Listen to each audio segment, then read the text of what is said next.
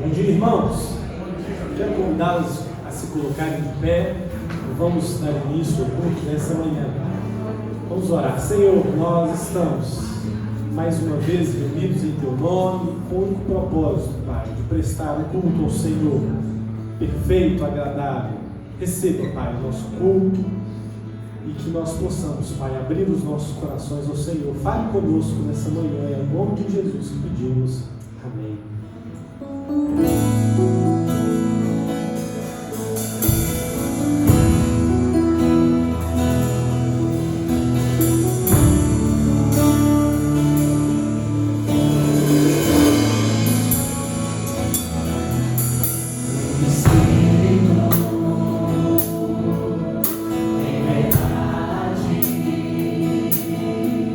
Te adoramos.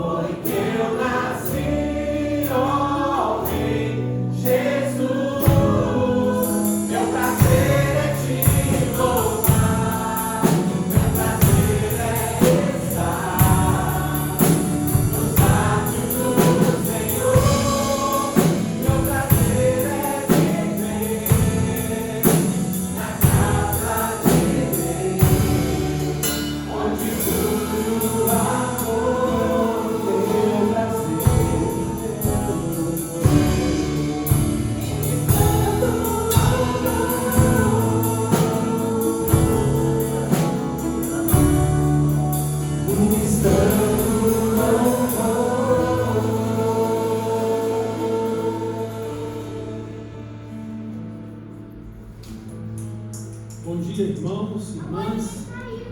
Que a graça e a paz do Senhor Jesus seja com todos. Nós vamos fazer a leitura da palavra de Deus e vamos ler no Evangelho de Mateus, no capítulo 5, os versos de 13 ao 16. Nos diz assim o Senhor: Vós sois o sal da terra. Ora, se o sal vier a ser insípido, como lhe restaurar o sabor? Para nada mais presta, senão para, lançado fora, ser pisado pelos homens. Vós sois a luz do mundo. Não se pode esconder a cidade edificada sobre um monte, nem se acende uma candeia para colocá-la debaixo do alqueire, mas no velador, e alumia todos os que se encontram na casa. Assim brilhe também a vossa luz diante dos homens, para que vejam as vossas boas obras e glorifiquem ao vosso Pai que está nos céus. Amém. Então, como o Senhor Jesus nos disse, somos o sal da terra e a luz do mundo, para dar testemunho do Evangelho, da sua graça e da sua glória, e para vivermos esse Evangelho de forma integral e como um estilo de vida. O mundo precisa ver o nosso testemunho, e o nosso testemunho é para sempre, tanto para pregar o Evangelho quanto para declarar a nossa fé em Cristo como nosso Salvador e Senhor. Nós vamos orar, e nessa oração nós vamos agradecer a Deus, porque estamos hoje nos reunindo no último domingo do ano, e é uma bênção estarmos aqui. Vencemos mais um ano, e que toda a honra e toda a glória seja dada a Deus. Também nós temos aqui os aniversários, o de casamento do irmão Marcos e Patrícia, no dia 3, e também o aniversário do Júlio César Reis Barros, esposo da irmã Aline Carlos, no dia 4. Vamos orar e depois vamos continuar celebrando o nome e a pessoa do nosso Deus. Deus maravilhoso, nosso Pai eterno, louvado seja o Senhor. O Senhor é Deus, excelso, todo-poderoso, em cima dos céus, embaixo da terra, em toda a criação desse vasto universo. Louvado seja o Senhor, mas de uma maneira muito especial. O Senhor é o Deus da nossa vida, que habita conosco por meio do Espírito Santo, é o nosso Salvador em Cristo e é o nosso Pai eterno. Louvado seja o Senhor. Obrigado por mais esse domingo, o último domingo do ano. Muito bom estarmos aqui e gratos ao Senhor por ter guardado a vida de todos nós e nos dado o sustento em todo este ano que está terminando. Confiamos em Ti, que o Senhor continuará fazendo isso em nossas vidas, pois o Senhor é o nosso Deus, o Eterno, e nos tem dado uma vida eterna contigo por meio de Cristo, para vivermos na Tua presença e servirmos ao Senhor nesta vida de glória. Louvamos e adoramos o Senhor. Obrigado, Pai, por mais um ano de casamento que dá ao irmão Marcos e Patrícia. Que o Senhor os abençoe, os guarde e nos conduza sempre na Tua presença. E abençoa o lar deles. Abençoa também o irmão Júlio César e dirige a vida dele e abençoa o seu lar também. E que ele possa dedicar sempre a vida ao Senhor e ter uma vida comprometida com Cristo e o Evangelho. É no nome de Jesus que nós oramos. Amém.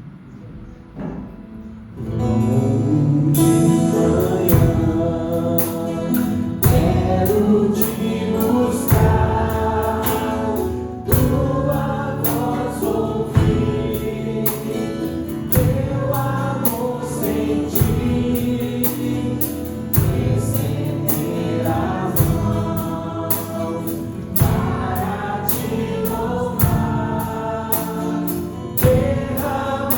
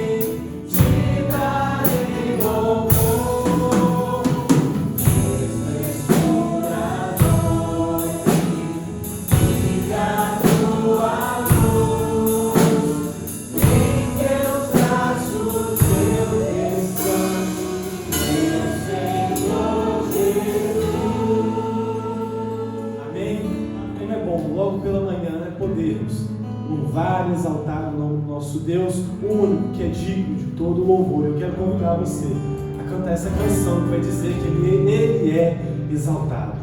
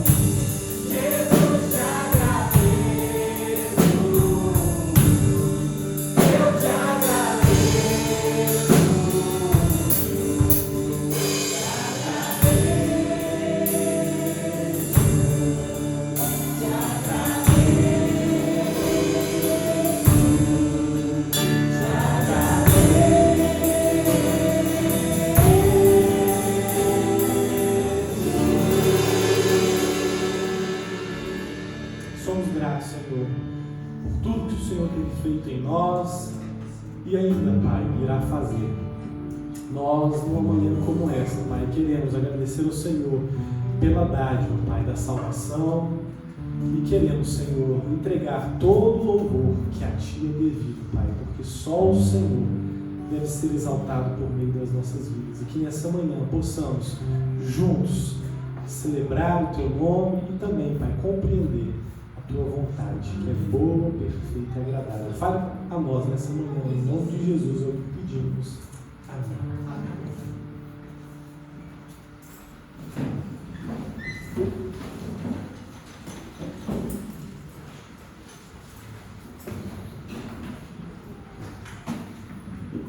Irmãos, nessa manhã, nós queremos a oportunidade ao nosso irmão Israel para trazer para nós a mensagem do Senhor. Quero passar por uma palavra e os irmãos, a grande maioria já o conhecem, mas para quem ainda não o conhece, ele é o nosso filho caçula.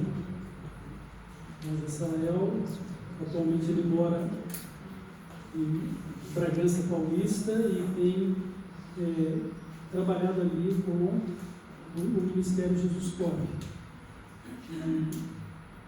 Ele terminou o curso de liderança e missões esse ano que passou, mas vai continuar exercendo ali um ministério junto àquele ministério. Então vamos dar para ele uma oportunidade e ele vai nos trazer a mensagem nessa manhã. E tu já está lá, legal. Bom dia, como vocês estão? Bom dia. Pai do Senhor, vocês estão bem? Felizes?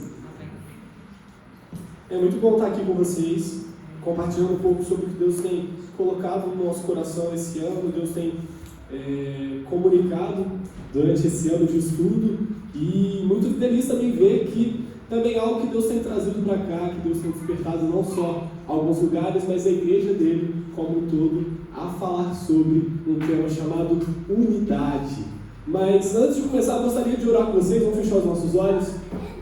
Senhor Jesus, muito obrigado, Pai, por essa manhã. Muito obrigado porque o Senhor é um Deus que, mesmo em meio às dificuldades, mesmo em meio às diferenças, o Senhor é um Deus que faz de muitos povos um só. O Senhor é um Deus que faz de muitas pessoas um só povo. E nós te agradecemos, porque mesmo sendo pessoas diferentes, cada um hoje aqui nessa manhã, podemos ser um só povo, mediante o seu nome, mediante o nome de Cristo Jesus. Pedimos que o Senhor venha iluminar os nossos olhos, colocar em nosso coração, Senhor, tudo que precisamos para absorvermos a sua palavra essa manhã, e que o Espírito Santo ministre em nossos corações o que o Senhor quer nos ministrar através da tua palavra, Senhor. No nome de Jesus, amém. Amém. Como meu pai comentou, eu tive esse ano aí estudando, fazendo um curso de liderança e missões lá na Disoscope School, e esse ano eu continuo atuando também em missões, liderando também o pessoal lá. Em primeiro lugar, queria agradecer a todos vocês que têm orado, contribuído, têm feito parte disso. É muito legal chegar aqui e escutar, estive orando por vocês. Olha, eu estou orando por você. É muito bom ver que em meio ao campo, em meio ao serviço, nós podemos contar com uma comunidade de fé, com uma família que tem se movido junto conosco no que Deus está fazendo lá. Esse ano foi um ano muito especial. Eu estive terminando o curso. Nós fizemos também dois práticos de missões. No meio do ano eu estive no Paraguai, na fronteira do Paraguai, trabalhando na plantação de uma igreja, e agora em novembro, no final do ano, a gente foi trabalhar com a Haiti Global, lá na República, e lá na Haiti Global a gente teve a oportunidade de trabalhar com um projeto que acolhe refugiados haitianos.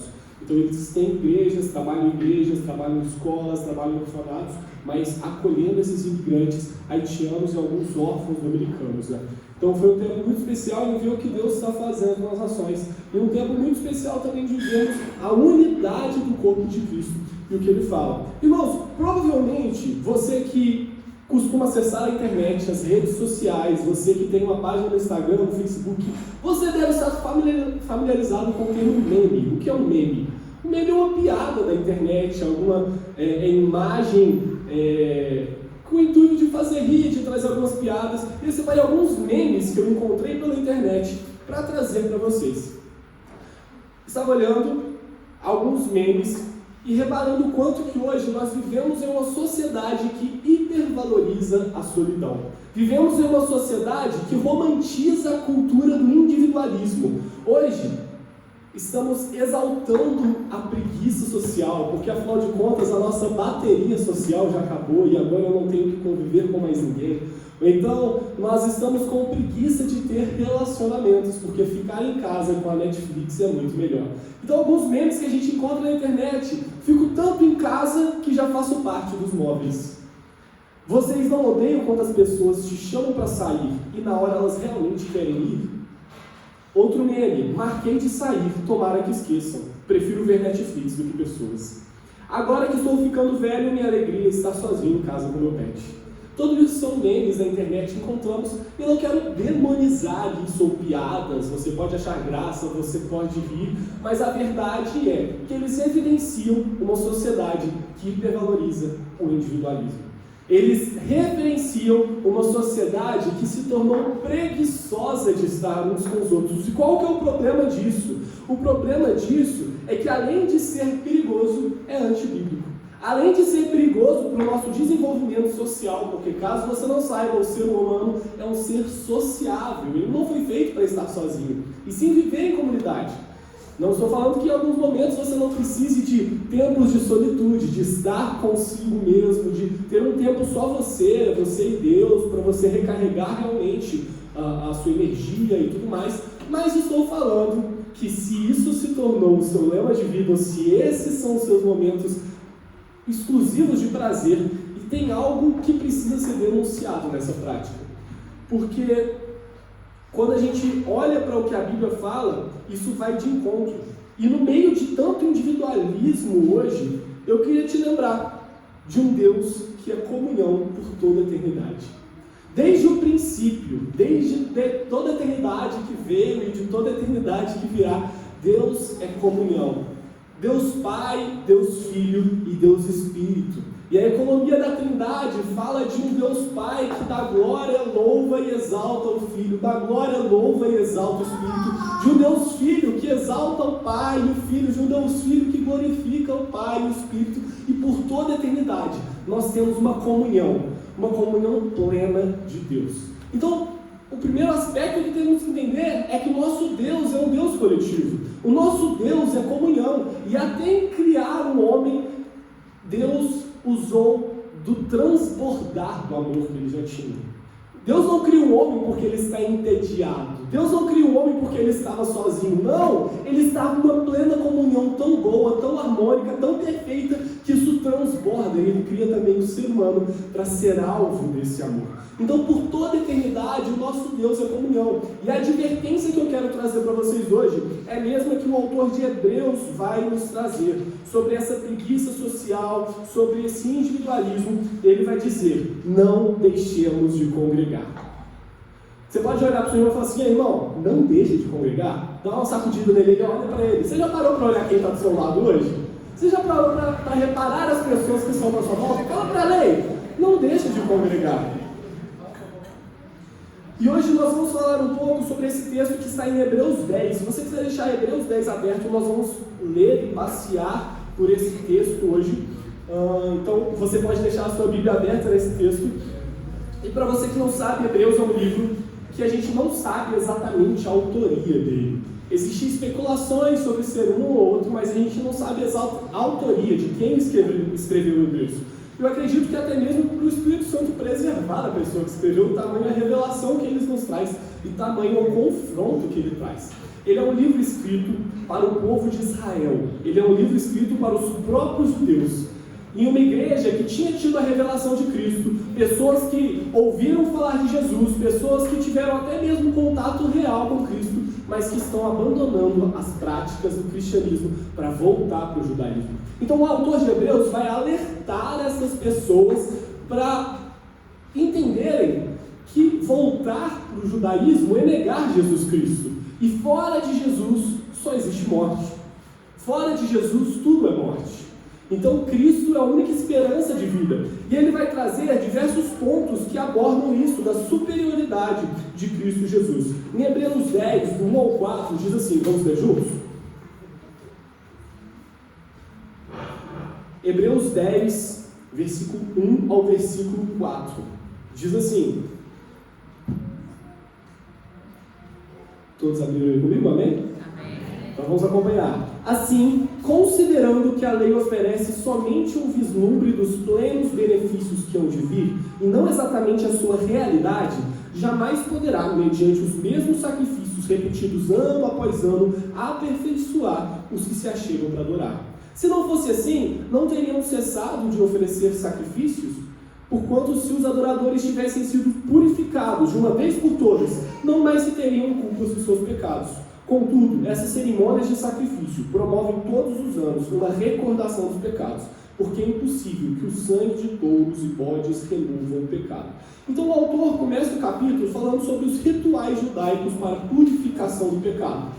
O povo judeu, para se purificar dos pecados, tinha que levar um animal, tinha que levar um cordeiro até o sacerdote sacrificaria aquele animal para que ele fosse então perdoado de suas dívidas. Mas o autor de Hebreus está falando, olha, essas práticas do passado, essa prática de sacrifício, não é eficiente para te livrar do pecado.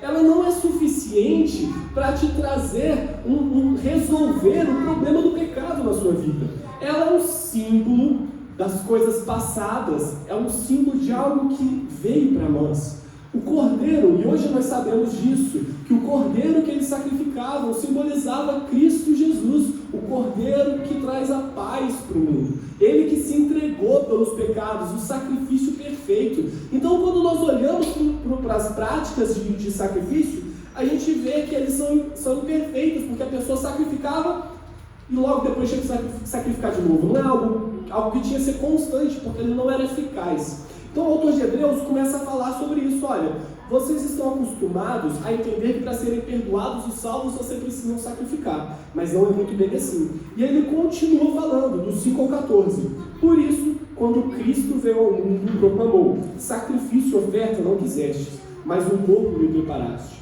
De holocausto e oferta pelos pecados não te agradaste. Então eu disse: aqui estou, no livro está escrito ao meu respeito. Vim aqui para fazer a tua vontade, ó Deus. E havendo declarado em primeiro lugar sacrifícios e ofertas, holocaustos e oferta pelo pecado não quiseste, tampouco deles te agradaste, os quais foram realizados conforme a lei. Então completou: aqui estou, vim para fazer a tua vontade. E assim, ele cancela o primeiro padrão para estabelecer o segundo padrão. E por essa determinação, fomos santificados por meio da oferta do corpo de Jesus Cristo, feita de uma vez por todas. Ora, todo sacerdote se apresenta dia após dia para exercer os seus deveres religiosos que nunca podem remover os pecados.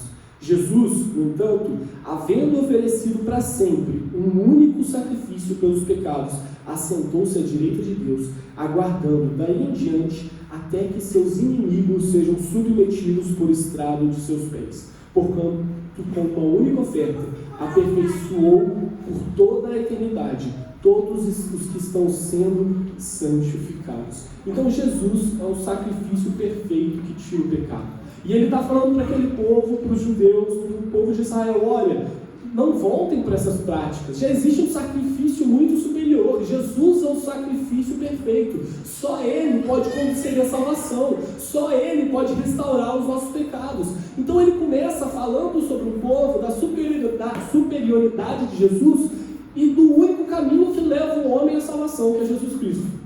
O único caminho que pode transformar a vida do homem, que é Jesus Cristo. O único caminho que para o homem é uma esperança de uma nova vida. Porque todos os sacrifícios passados eram imperfeitos e temporários. Mas Jesus é o sacrifício, o único sacrifício eterno que foi feito por nós. E aí ele vai falar que Jesus está aguardando nos céus até que todos os inimigos sejam postos como estrado dos seus pés. E quem é o inimigo? A gente olha e fala assim: não, os satanistas são o inimigo. Aqueles que adoram entidades são os inimigos. Mas a palavra de Deus fala que todo aquele que não é amigo de Deus é inimigo de Deus. Todo aquele que não tem comunhão com Deus, ele é inimigo de Deus. Todo aquele que vive em seus pecados, ele é inimigo de Deus. Então hoje, a primeira reflexão que eu quero fazer é uma reavaliação da sua vida. Será que dentro das suas práticas, você tem vivido como um amigo ou como um inimigo de Deus? Será que na sua individualidade da salvação, no aspecto pessoal que isso envolve, você tem sido um amigo ou um inimigo de Deus? Porque se você tem sido um amigo de Deus, você obedece os seus mandamentos. Agora, os inimigos, aqueles que rejeitam, Hebreus mesmo vai continuar falando, aqueles que rejeitaram a Cristo, negaram o sacrifício dele. Olha, se antes a gente pecava, isso feria a lei, isso já era muito sério. Era caso de morte para muitos quando feriam a lei. Imagina aqueles que ferem o sacrifício do Filho de Deus. Então, é algo muito sério para nos avaliar. Mas não é sobre isso que vamos nos prender hoje. Porque o autor continua falando assim, porquanto com uma única oferta aperfeiçoou por toda a eternidade todos quantos estão sendo santificados. Então a gente tem diferentes tempos verbais para falar sobre uma mesma coisa. Porque a partir do momento que você confessa Jesus como seu Salvador, que você recebe o Espírito Santo no seu coração e vive uma vida com Ele, você está salvo. Está salvo de toda dívida, condenação de morte. Mas a Bíblia também fala que estamos sendo salvos, estamos sendo santificados. Isso é algo processual. Porque no momento que você confessou a Cristo até hoje, eu acredito que você já deve ter errado muito. Você já deve ter tropeçado muito. Isso faz parte do processo de santificação. E sobre esse processo de santificação, a gente precisa entender que Deus não veio salvar você. Nesse processo de santificação, quando falamos dessa salvação processual, Deus não veio salvar indivíduos, Deus veio salvar um povo. Quando continuamos lendo todo o Hebreus, nós vamos ver que tudo que eles falam sobre salvação não está vinculado à sua individualidade, mas a um coletivo. Não está vinculado a você e seu esforço pessoal para si mesmo, mas sobre uma vida e promessas para um coletivo. E não confunda as coisas. Você, na salvação pontual, ninguém pode tomar essa decisão por você. Ninguém pode confessar a Cristo como você. Romanos 14:10 fala, 14:12 fala que de maneira que cada um de nós dará contas de si mesmo a Deus. Então, você vai dar conta de si mesmo, do que você fez. Mas quando nós falamos de uma salvação processual, nós estamos falando de um Deus que vem salvar um povo. Nós estamos falando de um Deus que vem salvar um coletivo. Claro que você, como indivíduo, está inserido nesse coletivo. Mas quando Jesus voltar, nós vamos ter um só casamento, o de Cristo com a igreja. Não teremos vários casamentos. Teremos uma união, Cristo e sua igreja. Deus fez de muitos povos um só. Então é importante nós olharmos e analisarmos também a salvação como um aspecto coletivo, onde que a minha decisão e o meu posicionamento é pessoal, mas o meu processo é coletivo. Onde eu preciso me decidir, eu preciso me colocar e assumir a minha responsabilidade, mas eu preciso me inserir no coletivo para ser moldado pelo processo que Cristo nos colocou. Você já parou para pensar que esse irmão que está do seu lado, esse irmão chato, no caso já vai, esse irmão chato, esse irmão implicante, é instrumento de Deus para te revelar mais sobre Cristo? É instrumento de Deus para te santificar e te gerar salvação processual. E numa sociedade que valoriza o individualismo, nós precisamos entender que Hebreus continua falando.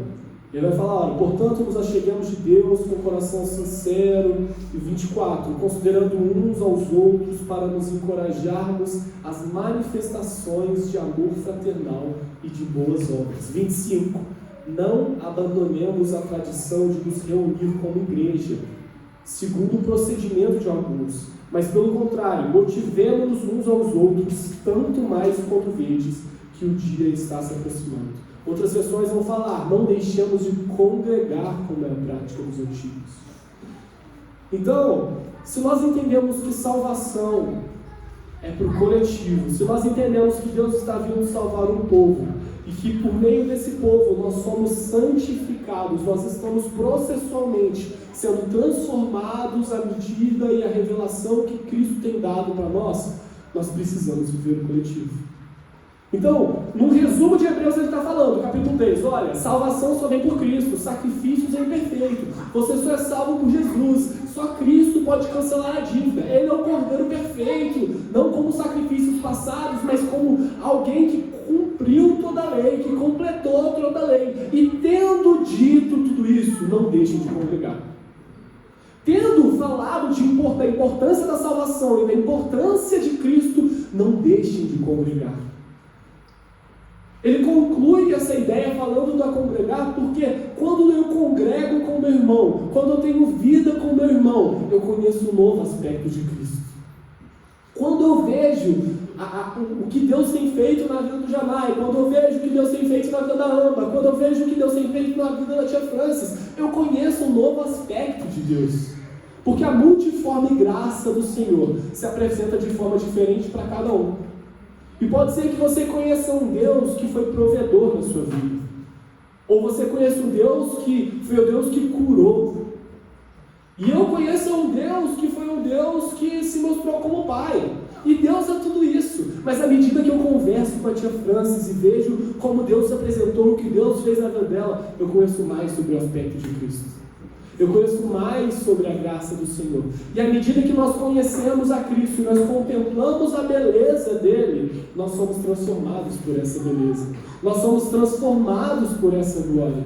Então, irmãos, tendo visto tudo isso, que a salvação só vem por Cristo, que nós estamos sendo salvos só por Ele, não deixemos de congregar. Mas aí nós temos que tomar cuidado. Porque um dos perigos que nós caímos quando lemos a Bíblia com uma ótica pessoal é nós queremos tomar conceitos e termos segundo a nossa concepção e segundo o nosso juízo. E lembrando que a Bíblia que nós lemos não é a Bíblia do pastor Paulo, não é a Bíblia do Gessé, não é a Bíblia do Janai, não é a sua Bíblia. A Bíblia que nós lemos é a palavra de Deus. Então, quando nós lemos, não deixemos de congregar, nós temos que entender o que Deus entende de não deixar de congregar. O que Deus quer dizer quando Ele fala, olha, congreguem? Porque a gente pode cair no risco de limitar o termo congregar e dizer algo que Deus não está falando como se reunir como igreja. Quando a Bíblia fala sobre igreja, ela se aprofunda ao dizer que a igreja não é uma reunião de pessoas, não é um lugar físico, não é um prédio. A Bíblia vai falar que igreja, mais do que pessoas que estão reunidas geograficamente no mesmo lugar, são pessoas que possuem um profundo afeto e sentimento de compaixão um pelos outros. Agora ficou difícil. Porque o problema de amar os outros é os outros. E eu mesmo. Se fosse amar eu mesmo, era até mais fácil. Se fosse amar o igual, era até mais fácil.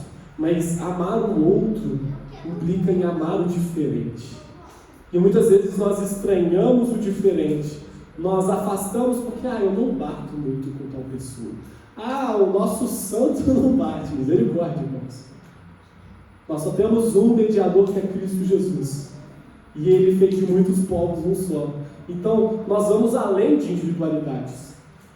Então, nós precisamos entender o que Deus fala sobre congregar como igreja. E Filipenses vai falar o seguinte, Filipenses 2:1. Vai falar o seguinte, do 1 ao 2. Se estamos em Cristo Jesus, nós temos alguma motivação, alguma exortação de amor, alguma comunhão do Espírito, alguma profunda afeição e compaixão. Completem a minha alegria, tendo o mesmo modo de pensar, o mesmo amor, um só Espírito e uma só atitude. As cartas dos apóstolos para a igreja estão recheadas de advertências como essa. Olha, beleza, vocês estão todos reunidos, mas tenha um só coração, tenha o mesmo amor, tenha um só Espírito, tenha profunda afeição e compaixão pelos outros. E essa palavra de profunda afeição e compaixão é traduzida em alguns lugares e colocada como entranháveis afetos. Tenham entranháveis afetos uns pelos outros. O que é isso? A figura dos dos entranháveis afetos, literalmente seria eu cortar a minha barriga, você cortar a sua barriga e nós misturarmos a nossa víscera, misturarmos o intestino, mistura tudo, de maneira que a gente seja conectado visceralmente. É disso que a Bíblia está falando, os entranháveis afetos. Na cultura da época, eles não colocavam sentimentos com o coração, como nós falamos isso, mas eles colocavam nas vísceras. Então, essa mistura de afeições, essa mistura de afetos, que ele vai chamar de igreja. Então, isso já nos leva a uma advertência a gente pensar uma coisa. Imagina comigo uma igreja X, que tem 500 membros no seu hall de membros. 500 pessoas que estão lá, se aliançaram com a igreja, estão no hall de membros. Mas dessas 500 pessoas, nós temos 100 que misturam a vida. Nós temos 100 que congregam uns com os outros, como a Bíblia diz. Nós temos 100 que vivem a verdadeira comunhão por meio de Cristo Jesus. Quando Deus olha do céu para essa igreja, ela vê 500 pessoas ou ele vê 100 pessoas. Porque o que é congregar para Jesus? O que Deus diz que é congregar? Congregar não é ter seu nome vinculado ao hall de membros. Congregar é ter entranháveis afetos com o corpo de Cristo. Então, queria trazer para vocês rapidamente 3 pontos sobre o que é congregar. O que então a gente pode colocar que a Bíblia diz sobre congregar? A Bíblia diz que congregar é ter comunhão. Repete comigo, pra você não dormir. Congregar é ter comunhão. Congregar então é ter o quê? Comunhão.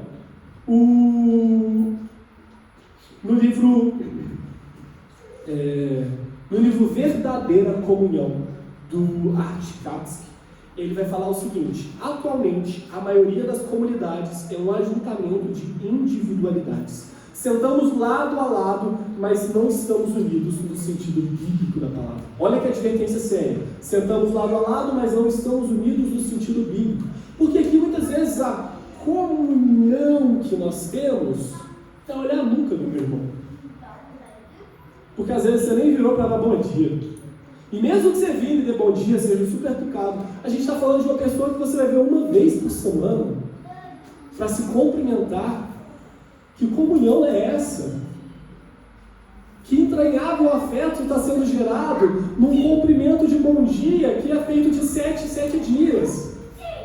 Que comunhão está sendo gerada se eu só vejo a nuca do meu irmão? Então, quando a Bíblia fala sobre comunhão, a gente precisa entender que comunhão vai muito além de vir aqui na igreja. E não estou falando que isso daqui não é importante, é muito importante o nosso culto. Porque é um momento que, como coletivo, nós nos reunimos para contemplar a beleza de Deus, adorar a Deus e sermos juntos transformados por Ele. E a Bíblia vai nos trazer diversas advertências sobre a adoração coletiva, a oração coletiva, tudo que é feito por meio de coletivo, que é o que nós fazemos aqui. Mas vocês entendem e reparam como as nossas reuniões de domingo são insuficientes para resolver a comunhão que Cristo nos chama a ter?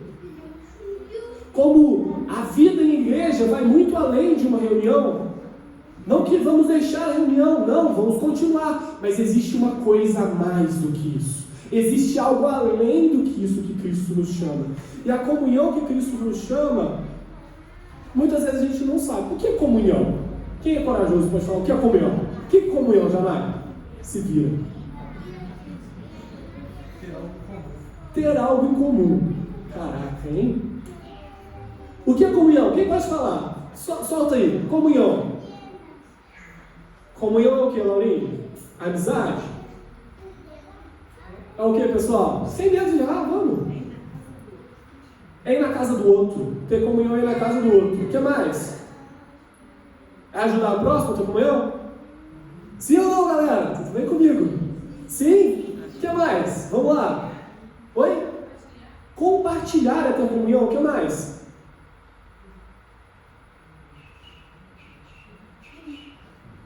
É ser vulnerável uns com os outros?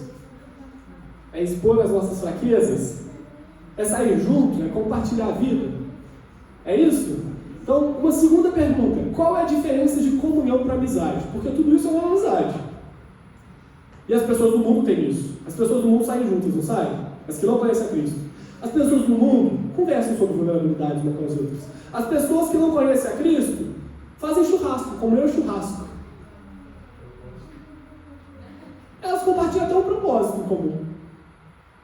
Seja financeiro, de trabalho.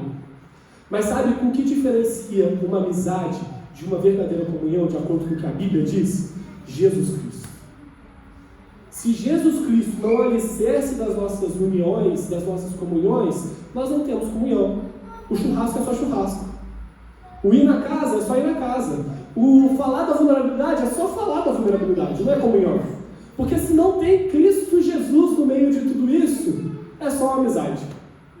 E beleza, você pode ter amigos, é legal. Mas o que a Bíblia nos chama é para termos verdadeira comunhão. E se comunhão se diferencia da amizade por Cristo Jesus, não tem a ver tanto com a outra pessoa. Não tem a ver tanto com as características do meu irmão que eu não gosto. Não tem a ver se o meu irmão é chato ou legal. Porque no irmão chato, Cristo também quer usar para te amadurecer no processo. E a igreja é a união dos diferentes. Quando Cristo fala em Pedro, 1 Pedro vai falar: eu contificarei minha igreja como pedras vivas, um lugar para habitação do Espírito Santo. A construção com pedras vivas fala sobre a construção com pedras que são totalmente diferentes. É o contrário da construção que vemos hoje, que é com tijolo. Tijolo é tudo igual. Tu enfileira ele, que é uma beleza. Pedra viva não. A pedra, quando eles iam construir, eles tinham que lapidar para uma não se encaixar na outra. Então, às vezes, o irmão do seu lado tem uma ponta que te cutuca, que te incomoda, mas ele também está sendo lapidado, porque Cristo quer encaixar ele em você, porque você está construindo em nós um lugar para a presença de Deus. Então, quando falamos de verdadeira comunhão, nós falamos que comunhão só é comunhão se tem Cristo Jesus. E se tem Cristo Jesus, não tem a ver com o outro, tem a ver com Ele e com o processo que Ele está fazendo. Então, precisamos olhar com mais misericórdia para o nosso irmão. Precisamos olhar para Ele e não olhar apenas os defeitos, mas olhar o que Deus quer fazer por meio da sua vida na vida dele, por meio da vida dele na sua vida. A palavra do Senhor vai nos exortar e vai falar que em Atos 2, do 42 ao 46, ela vai nos trazer um relato da igreja primordial, da primeira igreja, dos primeiros cristãos, como eles viviam em igreja. Ele vai falar: olha, eles perseveravam no ensino dos apóstolos. Fale comigo, ensino dos apóstolos. Forte, ensino dos apóstolos. Na comunhão, diga comunhão.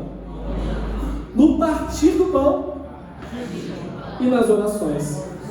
E aí vai continuar falando: na alma de cada pessoa havia pleno temor, e muitos feitos extraordinários e sinais maravilhosos eram realizados pelos apóstolos.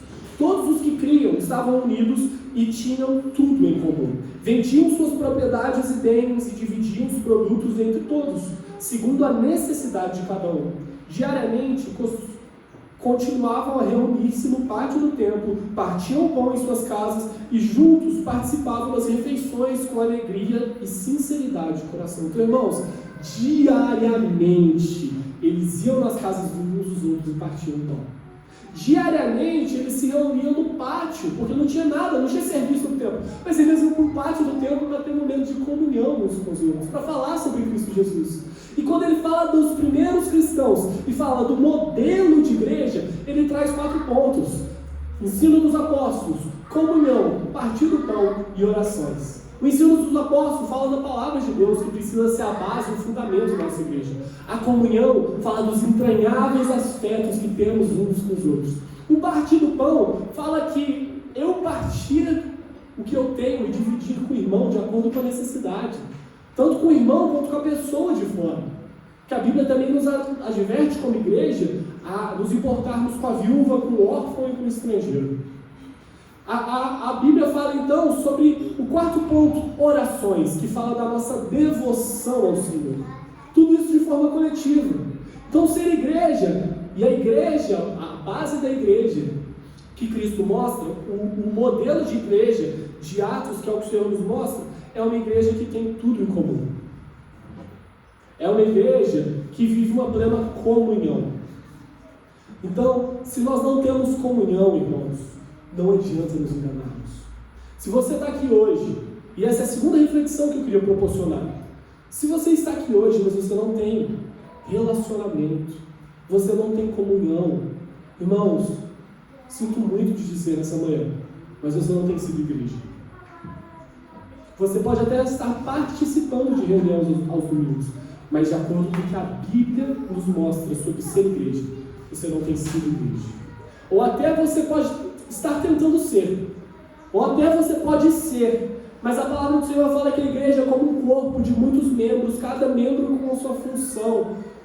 Então não basta só sermos parte do corpo, mas exercermos também a nossa função. Mas antes de entrar nisso, a gente precisa entender o que é uma verdadeira comunhão e o que é realmente congregar. Porque ter comunhão vai exigir que você supere a sua preguiça social, vai exigir que você supere a sua individualidade, vai exigir que você se abra mão muitas vezes da sua individualidade para viver o coletivo.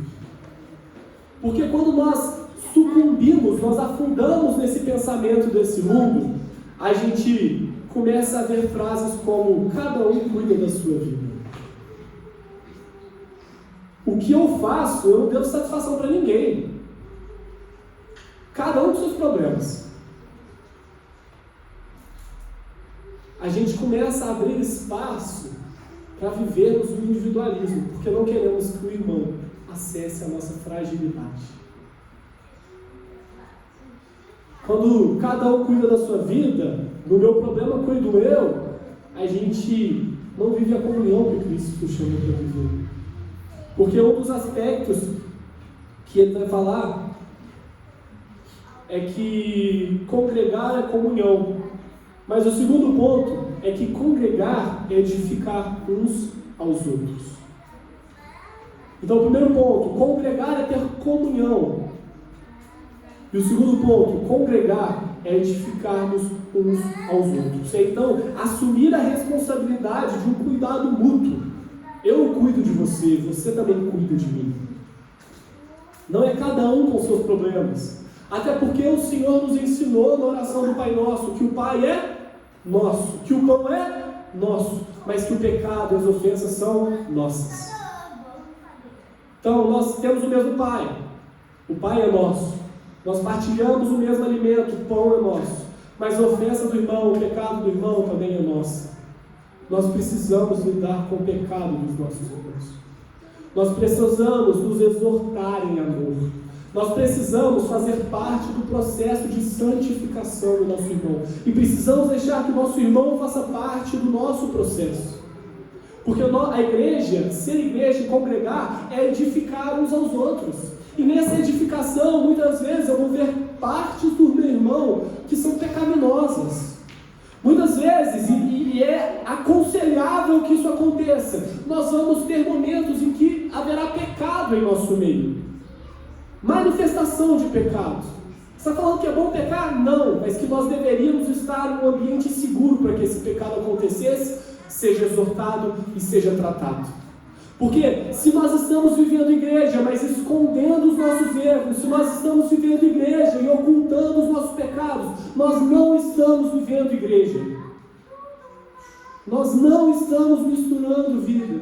Se nós estamos sendo igreja e o pecado do meu irmão me ofende, se nós estamos em igreja, eu vejo o pecado do meu irmão e eu me coloco como acusador e não como alguém que vai tratar o pecado, nós não estamos sendo igreja. E muitas vezes esse é um impulso. Nós olhamos e comentamos sobre o pecado do irmão. Comentamos é muito bonito, né? Nós fofocamos sobre o pecado do irmão. Parece que não é pecado, né? Mas é pecado, fofoca é pecado. Nós colocamos, apontamos o dedo para condenar o nosso irmão, e a Bíblia nos adverte, justamente, olha, cada um prestará contas de si. Então, quanto a isso, não se coloque como juiz do seu irmão.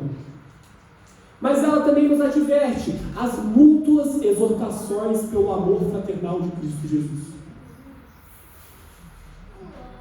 Qual foi a última vez que você viu o pecado do seu irmão? Sabe por que o que acontece? É assim, você às vezes tem amizades na igreja, você tem reuniões e vínculos na igreja, mas sabe qual é a diferença quando ela tem Jesus ou não? É quando a sua amiga chega assim, nossa, você não sabe o que aconteceu no trabalho. Ah, fulana está me estressando, ela pega minha marmita na geladeira, come minha comida, super folgada. Aí ela veio lá e me pediu ajuda, eu falei, não, você é muito folgada, você é isso, você é aquilo. E comecei a gritar com ela e coloquei ela no lugar dela. E a gente fala assim, isso mesmo, amiga, não deixa quieto não, fala mesmo. Não deixa, isso aí, ó, tem que fazer escândalo, tem que saber o lugar dela. Nós vemos o pecado do nosso irmão e pela amizade que nós dizemos ter, nós somos coniventes com ele. Irmãos, essa não é a comunhão, isso é amizade. E é uma amizade muito fraca, porque a comunhão tem Cristo Jesus. Em Cristo Jesus existem as santas exortações uns aos outros. Então você pode virar para o seu irmão e falar, meu irmão, com muito amor e carinho, olha, tal coisa que você fez errado, é pecado, e você precisa se arrepender disso. Olha, tal coisa que você fez não foi legal, foi pecado. E nós precisamos nos arrepender disso. E da mesma forma, o seu irmão tem acesso à sua vida e fala, olha, tal coisa que você fez é pecado. Não agrada a Cristo Jesus. Porque nós vemos que congregar é comunhão, e congregar é edificar uns aos outros. E edificar uns aos outros está ligado a esse processo de tratamento. Nós às vezes podemos até estar no meio ao corpo, mas não assumindo as nossas responsabilidades. Então a gente é um membro atrofiado, a gente é um bracinho mirrado do corpo, em que a gente até está lá, mas sem função nenhuma. A gente até está lá, mas não compreendendo o nosso papel no corpo. Então quando a gente congrega, a gente assume e entende as nossas responsabilidades.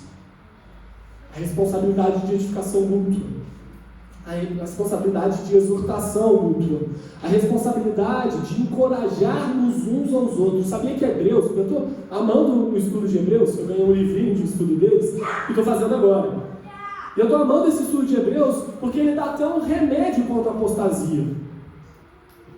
Sabe o que ele fala contra a apostasia? Hebreus 3, vai falar assim, ó, Hebreus 3, do 12 ao 13. Cuidado, irmãos, para que nenhum de vocês tenha coração perverso e incrédulo, que se afaste do Deus vivo. Se afastar de Deus é apostatar. Apostatar é abandonar a sua fé. Então, que ninguém tenha um coração perverso e incrédulo que se afaste de Deus vivo. Pelo contrário. Então, o que é o contrário disso? Encorajem uns aos outros todos os dias, durante o tempo que se chama hoje, de modo que nenhum de vocês seja endurecido pelo engano do pecado. Então, qual que é o contrário de abandonar a fé?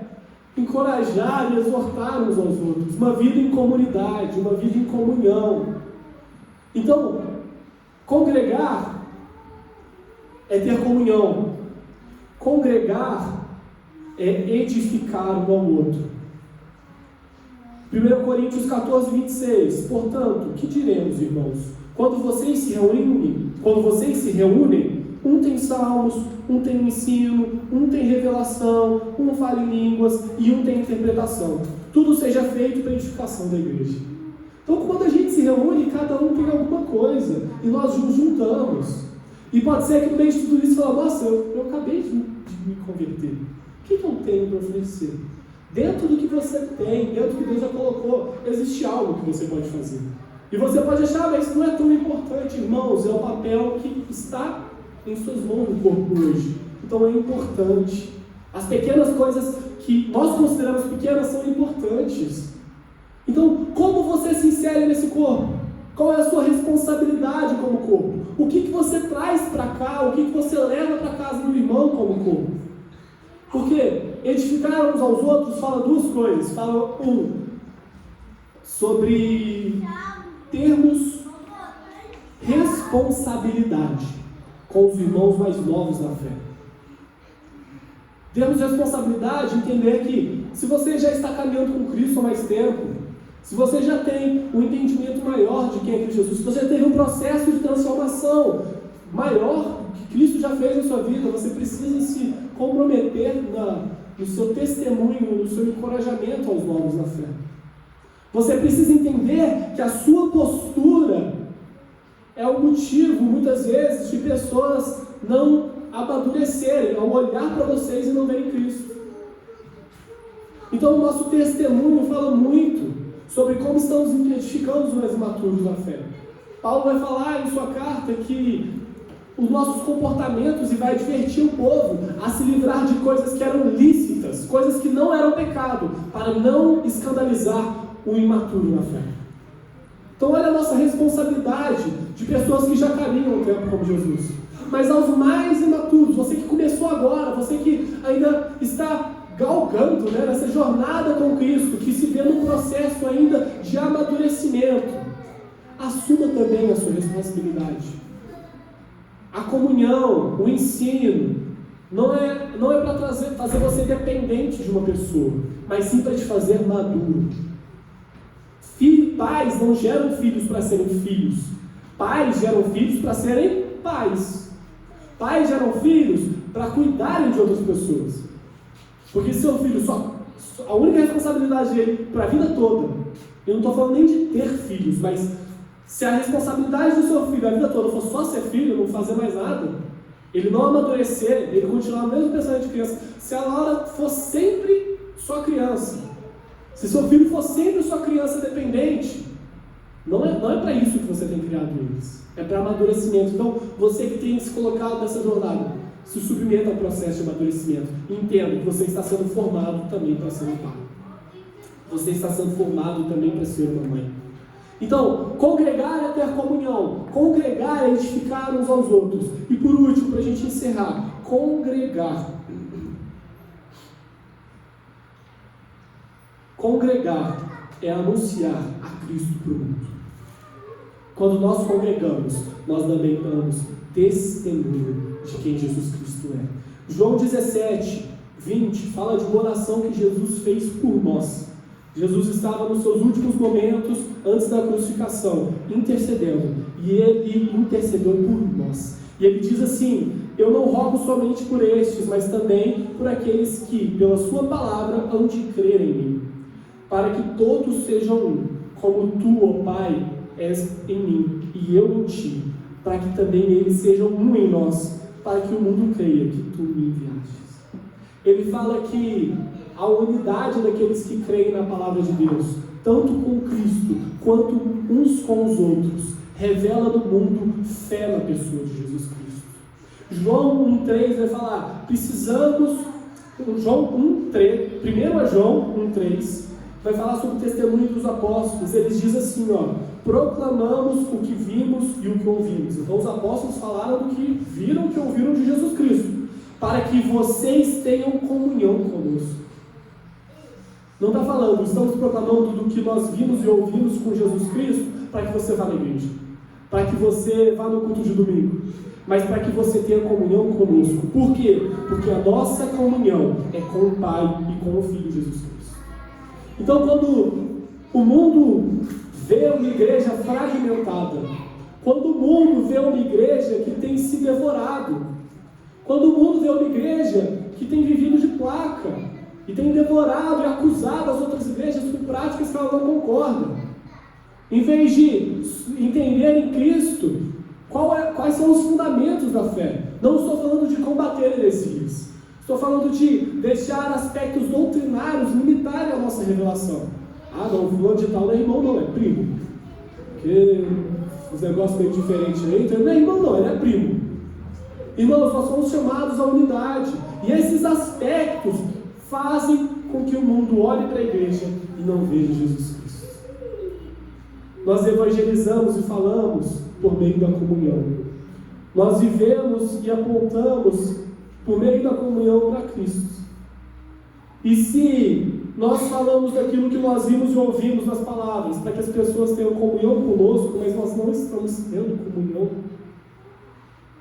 para o que nós estamos convidando as pessoas? Para o que nós temos anunciado o Evangelho?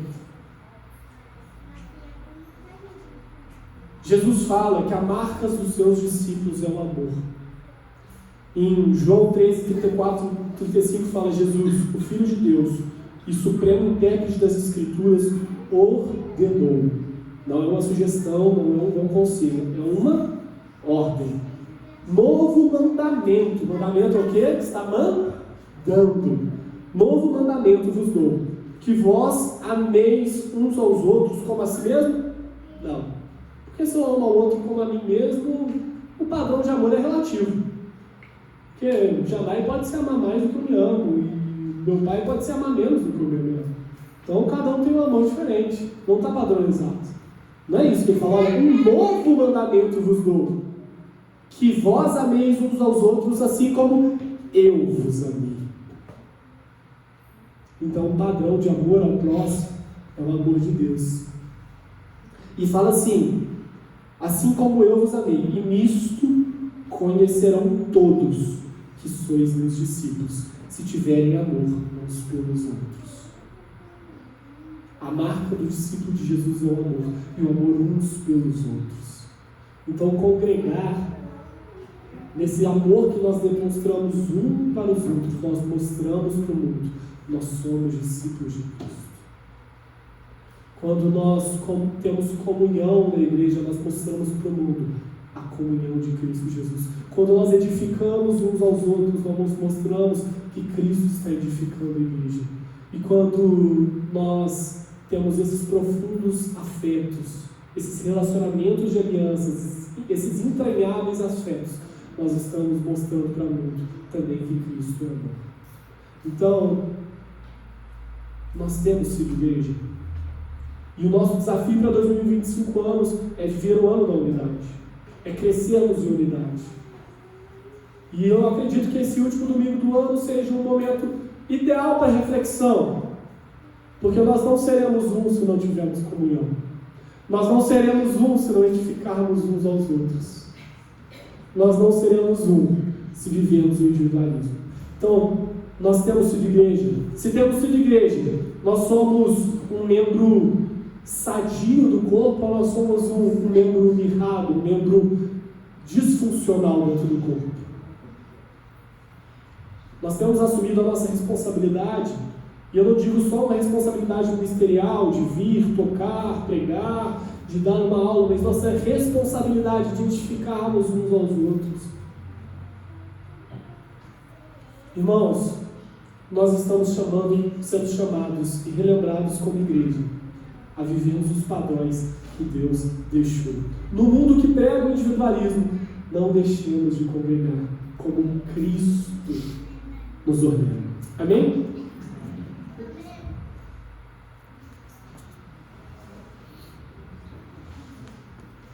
Louvamos a Deus pela sua palavra. Também somos gratos e submissos ao Espírito Santo por aquilo que Ele nos trouxe nesta manhã pelo servo de Cristo, irmão Nassarael. Que possamos, sim, viver a nossa comunhão, viver como corpo, viver a nossa fé unidos uns aos outros. Deus nos abençoe e que possamos alcançar o propósito de Deus para a nossa vida. Agradecemos a Deus, agradecemos também a Ele pela vida do nosso irmão Nassarael. Nós vamos então orar e vamos encerrar neste momento. Nosso Deus e Pai, te agradecemos pela sua palavra, te agradecemos pela ministração do Espírito Santo ao nosso coração e suplicamos ao Senhor que nos dê uma mente aberta, o Senhor abra os nossos olhos do entendimento para que possamos ver e compreender a Tua vontade na nossa vida como igreja. E que o Senhor nos abençoe, o Senhor nos guarde, o Senhor faça resplandecer sobre nós o seu rosto, o Senhor tenha misericórdia de nós, o Senhor nos dê também a sua paz. E que em Cristo Jesus sejamos um para a Tua glória e sejamos um para que o mundo creia em Cristo. E sejamos um para a edificação mútua nele, para que Cristo seja tudo em nós e a nossa vida seja tudo uns com os outros. Pai, no nome de Jesus oramos, te agradecemos, louvamos e adoramos, hoje e sempre.